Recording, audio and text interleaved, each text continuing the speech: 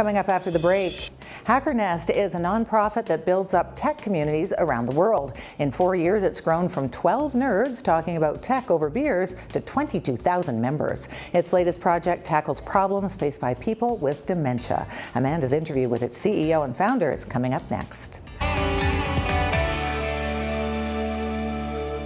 Shaharis Bey, the CEO and founder of HackerNest, is on a mission to make life easier for people with dementia and their caregivers. Through the support of the UK government, this November, HackerNest is partnering with Facebook to run DementiaHack. At the event, healthcare and tech experts will work together to come up with easy solutions to problems people with dementia face.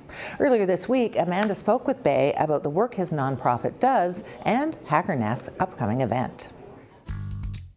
I want to start with HackerNest and the idea of a hackathon. What are you doing here? What is your business and what do you do? So HackerNest is a nonprofit organization and movement. We build local tech communities around the world. Our splinter cells, which is a fancy way of saying chapters, have run events in 22 cities, 13 countries, and 4 continents.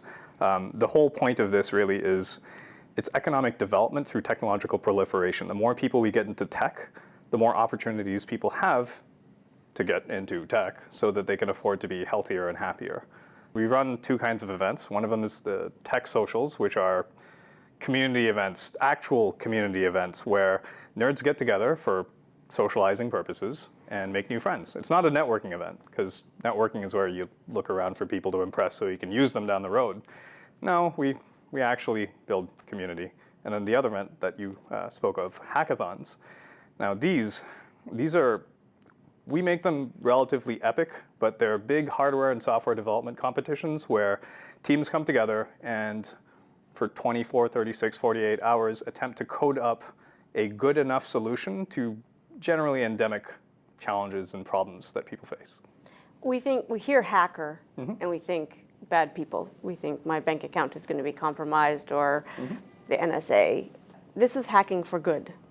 Yes, so common vernacular has changed in times.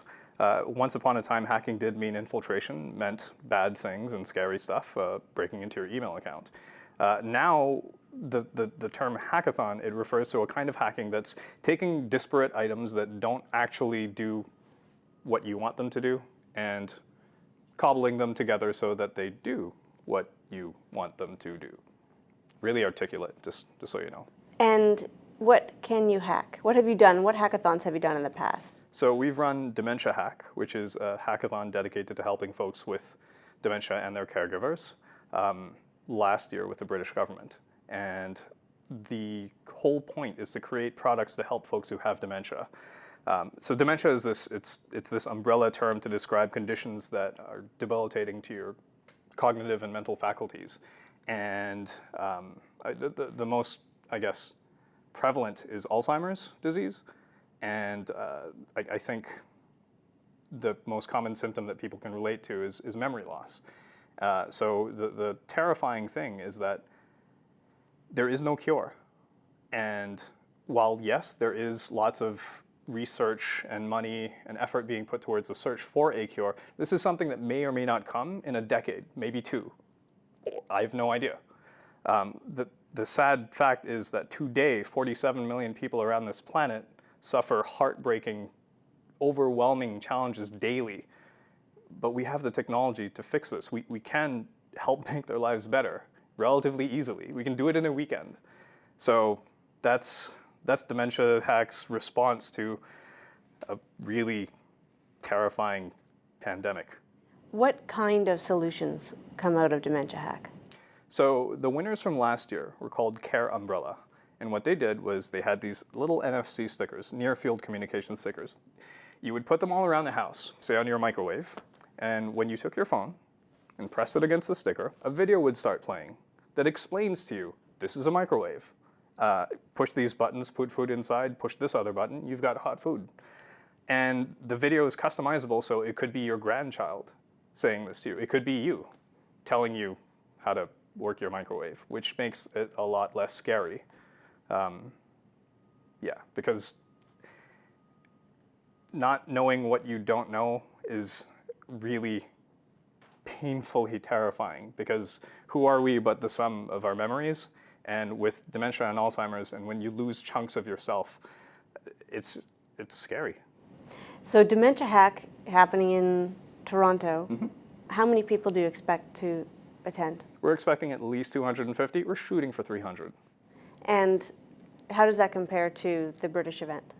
So last year's event had a rough about 130 odd people, and we ran it simultaneously in Toronto and in London in the UK.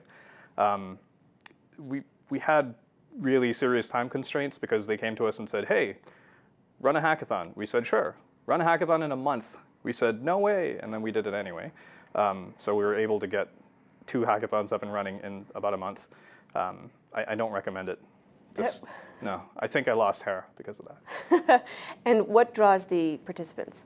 Other than the chance to make some real good, presumably once you see what came out of one hackathon, it'll draw a lot of other people because it's a meaningful kind of advance. But what brings them otherwise? Pride. The ability to create something from scratch and show people that you've built something. Pride is huge for hackathoners. The most elite hackathon participants are not that motivated by money. Honestly, they walk down the street, there's half a dozen job offers being pelted at them. The chance to respond to a challenge in a unique and creative way and to explore something in a way that will get them recognition and credit, that's meaningful. That's fulfilling, plus it gives people credit, and everyone loves credit. And what's your business model? How do you make your world run? When you say business, are you referring to DementiaHack or are you referring to HackerNest? HackerNest. Right. You've got to keep the lights on and business going and organize all of this. How do you do it? Sponsorship right now. We're an evolving organization. So the HackerNest events, it's free booze for nerds. We hacked the event, so we're not running it on a Friday. We run these on Monday nights, and we get like 400 to 500 people coming out every single month on a Monday night in Toronto alone. And so booze for all of these people, really expensive. The secret is it's on a Monday night. So Tuesday's just around the corner, and nobody actually gets drunk at my events. And the sponsors at DementiaHack? So sponsorship generally for the tech companies that are associated with this, it's usually for recruiting purposes. It's because they get access to people who, when you participate in a hackathon, you are enthusiastic. You are pre-qualified as being able to solve problems in a tangible way, not full of fluff. You're able to work under tight pressures and deadlines. You can deliver what you say you'll deliver, and you work well on the team, otherwise you'll strangle each other. Hackathons are really, really intense. They don't look intense from the outside because it's just nerds typing, but it's a lot of stress. Are you excited to see what comes out of this one? Oh yeah. What's your expectation? Save the world. Or at least the world for people who have dementia and their caregivers.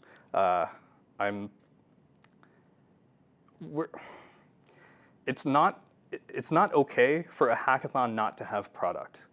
Many hackathons, I think the vast majority, are fire and forget. Hype, hype, hype. Let's come to this event. Let's raise awareness. Code, code, code. Someone gets a prize at the end, the weekend's over, everyone goes back to their normal lives. DementiaHack is super different. We're instituting these pathways to success because we want companies out of this hackathon, not just projects. To that end, we're flying the winners to the UK on a business development trip to present and demo at a major health conference. We're giving them a lunch with the TechCrunch editor, John Biggs, who's like the East Coast editor. Big deal guy. Biggs, big deal. And things like that. There's 50 hours of legal services provided by Goodman's law firm. These are things that will help push you to success. I could give you 10 grand and you would burn that in 2 months. But the kind of prizing that we're doing is it's for long term. Well, we wish you success. Thank you. Thanks for being here. Thanks for having me.